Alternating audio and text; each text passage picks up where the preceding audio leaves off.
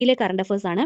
2025 May മാസത്തിൽ Everest കീഴടക്കിയ ആദ്യ മലയാളിയായത് സഫ്രീന ലത്തീഫാണ്. അതായത് 2025 മെയ് മാസത്തിൽ നടന്നതാണ്. എവറസ്റ്റ് കീഴടക്കിയ ആദ്യ മലയാളി എന്ന് പറയുന്നത് സഫ്രീന ലത്തീഫാണ്. MP Veerendrakumar memorial thought leadership പുരസ്കാരം MP Veerendrakumar memorial thought leadership പുരസ്കാരം കിട്ടിയത് അത് ആദ്യമായിട്ട് 2025 കൊടുത്തു തുടങ്ങുന്നത്. അപ്പോൾ പ്രഥമ MP Veerendrakumar memorial thought leadership പുരസ്കാരം കിട്ടിയത് പാണ്ഡുരംഗ ഹെഡ്ഡേക്കാണ്. പാണ്ഡുരംഗ ഹെഡ്ഡെ ഒരു കർണാടകത്തിലെ ഒരു പരിസ്ഥിതി പ്രവർത്തകനാണ് ഈ പറയുന്ന പാണ്ഡുരംഗ ഹെഡ്ഡെ എന്ന് പറയുന്നത്. അപ്പിക്കോ എന്ന് പറയുന്ന ഒരു സംരംഭം ഉണ്ടല്ലോ. അപ്പോൾ അപ്പിക്കോ എന്ന് പറയുന്ന അതിന്റെ പ്രസ്ഥാനത്തിന്റെ സ്ഥാപകൻ കൂടിയാണ് ഈ പറയുന്ന പാണ്ഡുരംഗ ഹെഡ്ഡെ എന്ന് പറയുന്നത്. ബ്രഹ്മോസ് മിസൈൽ നിർമ്മാണ കേന്ദ്രം പുതുതായിട്ട് നിലവിൽ വരുന്നത് ഉത്തർപ്രദേശിലെ ലക്നൌ എന്ന് പറയുന്ന പ്രദേശത്താണ്. ബ്രഹ്മോസ് മിസൈൽ നിർമ്മാണ യൂണിറ്റ് പുതുതായിട്ട് വരാനായിട്ട് പോകുന്നത്. അതിന്റെ ഉദ്ഘാടനം നടത്തിയത് പ്രതിരോധ മന്ത്രിയായിട്ടുള്ള രാജ്നാഥ് സിംഗ് ആണ് ഉദ്ഘാടനം നടത്തിയത്. ഇന്ത്യ തദ്ദേശീയമായി വികസിപ്പിച്ചെടുത്ത അൾട്രാ ഹൈ റെസൊല്യൂഷൻ കാലാവസ്ഥാ പ്രവചന സംവിധാനത്തിന് പറയുന്ന പേരാണ് ഭാരത് ഫോർകാസ്റ്റിംഗ് സിസ്റ്റം എന്ന് പറയുന്നത്. ഭാരത് ഫോർകാസ്റ്റിംഗ് സിസ്റ്റം BFS എന്നാണ് റെപ്രസെന്റ് ചെയ്യുന്നത്. ഭാരത് ഫോർകാസ്റ്റിംഗ് സിസ്റ്റമാണ് ഇന്ത്യ തദ്ദേശീയമായി വികസിപ്പിച്ച അൾട്രാ ഹൈ റെസൊല്യൂഷൻ കാലാവസ്ഥാ പ്രവചന സംവിധാനം എന്ന് പറയുന്നത്.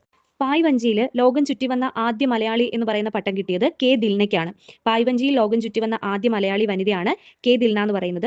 A രൂപ എന്ന ഒരാളും കൂടെ ഉണ്ടായിരുന്നു. അപ്പം A രൂപയും K ദിൽനയുമാണ് പായ്വഞ്ചിയിൽ ലോകം ചുറ്റിവന്ന വ്യക്തികൾ എന്ന് പറയുന്നത്. പക്ഷേ ആദ്യ മലയാളി എന്ന് പറയുന്നത് K ദിൽനയാണ്. A രൂപ ഉണ്ടായിരുന്നു, പക്ഷെ അത് മലയാളി അല്ല. INSV തരിണി എന്ന് പറയുന്ന പായ്വഞ്ചിയിലാണ് ഈ പറയുന്ന നാവികസേനയുടെ ഭാഗമായിട്ടാണ് ഇവർ ഈ പറയുന്ന ലോകം ചുറ്റി വന്നത്. INSV തരിണി എന്ന് പറയുന്ന പായ്വഞ്ചിയിൽ നാവികസേനയുടെ ഭാഗമായിട്ടുള്ള ഉദ്യോഗസ്ഥരാണ് K ദിൽനയും A രൂപയും. തീരസേനയുടെ അല്ലെങ്കിൽ കോസ്റ്റ് ഗാർഡിന്റെ ഒരു പദ്ധതിയാണ്, കടലാമകളുടെ സംരക്ഷണവുമായിട്ട് ബന്ധപ്പെട്ട ഒരു പദ്ധതിയാണ് ഓപ്പറേഷൻ ഒലീവിയ എന്ന് പറയുന്ന പദ്ധതി. അതായത് ഒലീവ് റീഡ്ലി എന്ന് പറയുന്ന ഒരു പ്രത്യേകതരം കടലാമ, അത് വംശനാശ ഭീഷണി നേരിട്ടുകൊണ്ടിരിക്കുന്ന ഈ ഒലീവ് റീഡ്ലി കടലാമകളുടെ സംരക്ഷണാർത്ഥം കോസ്റ്റ് ഗാർഡ് അതായത് തീര സംരക്ഷണ സേന നടപ്പിലാക്കുന്ന ഒരു പദ്ധതിയാണ് ഓപ്പറേഷൻ ഒലീവിയ പദ്ധതി എന്ന് പറയുന്നത്. ഇന്ത്യയിലെ കടലാമ ഇനങ്ങളിൽ ഏറ്റവും കുറവ് ഉള്ളതും വംശനാശ ഭീഷണി നേരിട്ടുകൊണ്ടിരിക്കുന്നതുമായിട്ടുള്ള കടലാമയാണ് ഈ പറയുന്ന ഒലീവ് റീഡ്ലി കടലാമകൾ എന്ന് പറയുന്നത്.